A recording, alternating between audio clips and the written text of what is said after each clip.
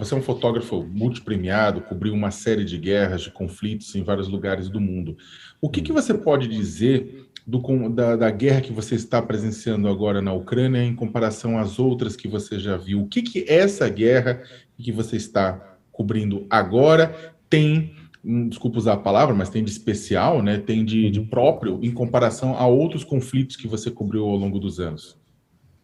Então, essa é uma guerra interessante porque assim, eu acho que nós, seres humanos, né, um pouco já tínhamos imaginado que guerras como essas nós já teríamos superado guerras como essa, né, em que dois países industrializados, com sistemas políticos funcionando, com um certo grau de democracia, enfim, com instituições atuando, né, pudessem, um país assim, pudesse invadir um outro país, né?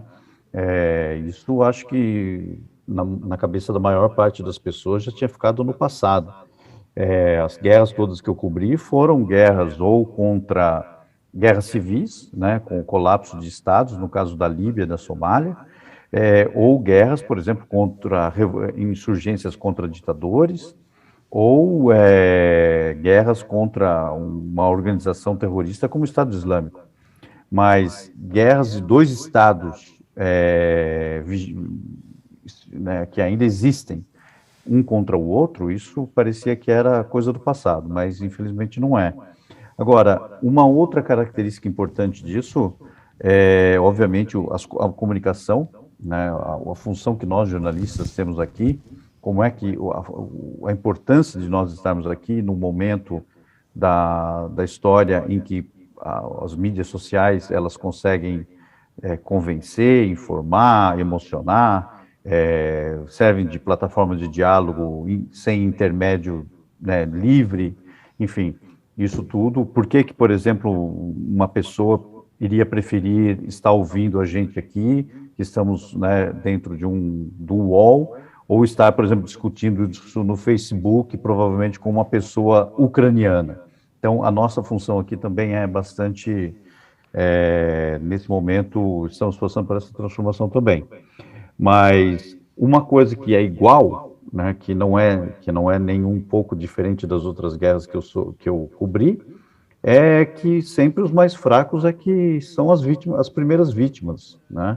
São sempre os mais fracos que são deixados para trás, são sempre os mais fracos que são usados como moeda de pressão, né? Porque esses ataques que o Putin fez entre ontem e hoje, repetidamente aleatórios, usando armas que devem custar lá ali perto do, né, centenas de dólares, centenas de milhares de dólares, vamos pensar assim, armas que custam muito caro para atingir no meio de uma rua onde um ônibus está passando, para atingir um prédio onde pessoas estão dormindo, né? Me parece que essa aleatoriedade, assim, esse erro, vamos supor, esse erro de cálculo repetido, na verdade não tem nada de erro de cálculo. O cálculo é esse mesmo, é errar e pronto para que civis morram e que através disso a morte de civis se transforme num argumento para o Putin exigir, forçar a rendição do governo de Kiev. Então, isso é uma coisa que, apesar de todas as transformações ou de peculiaridades que essa guerra tenha, a população civil mais fraca é aquela que paga o maior preço.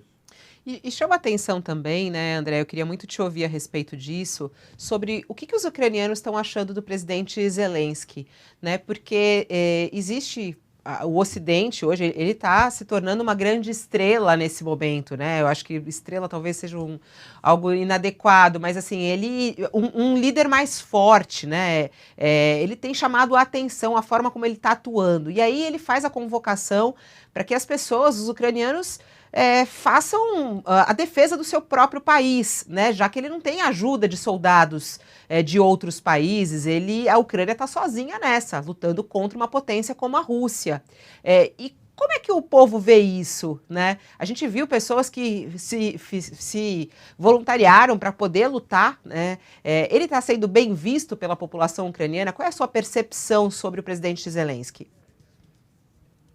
Camilo, eu acho que o termo estrela para o Zelensky muito apropriado, na verdade, Apropriado. porque ele, inclusive, foi eleito porque ele é uma estrela, né? Um ator, um comediante, enfim, uma pessoa que já tinha prominência pública antes de ser presidente. E, então, assim, ele é, sim, uma estrela e ele está fazendo esse papel, e eu acho que é uma coisa muito interessante esse papel, esse momento da mídia, né, em que a mídia faz tanta diferença no combate, é uma arma, inclusive, né, que um presidente midiático esteja no comando, né?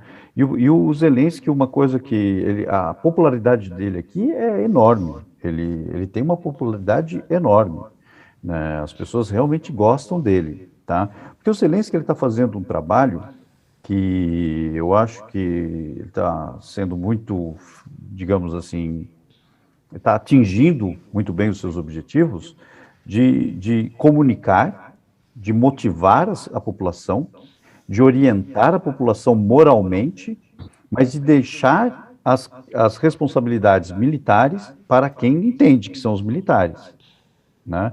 Então, por exemplo, nós não vimos até agora o Zelensky fazendo grandes pronunciamentos das táticas militares da Ucrânia, porque ele não entende disso. Obviamente ele não entende. Mas, de qualquer forma, a Ucrânia, nós temos que lembrar que a Ucrânia, desde que a Rússia anexou a Crimeia, muitos dos militares, principalmente do alto comando ucraniano, passou por treinamento muito extensivo. Eles melhoraram a qualidade do exército ucraniano, mesmo sendo ainda pequeno em relação ao da Rússia. Eles melhoraram a qualidade do exército ucraniano no comando, né? Então, isso tem funcionado muito bem para o Zelensky.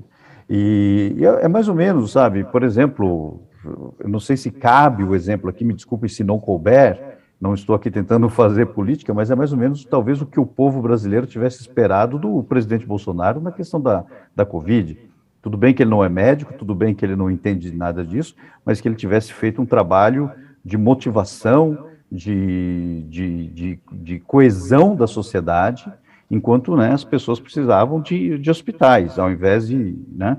Então, o Zelensky ele tem conseguido fazer exatamente isso. É claro que nós estamos numa guerra, não tem nada a ver com a Covid, mas ele está fazendo isso de uma forma muito eficiente, obtendo muito ganho com isso. Mas uma coisa, desculpa, só me alongando um pouco na resposta, isso não é só uma característica do Zelensky, tá?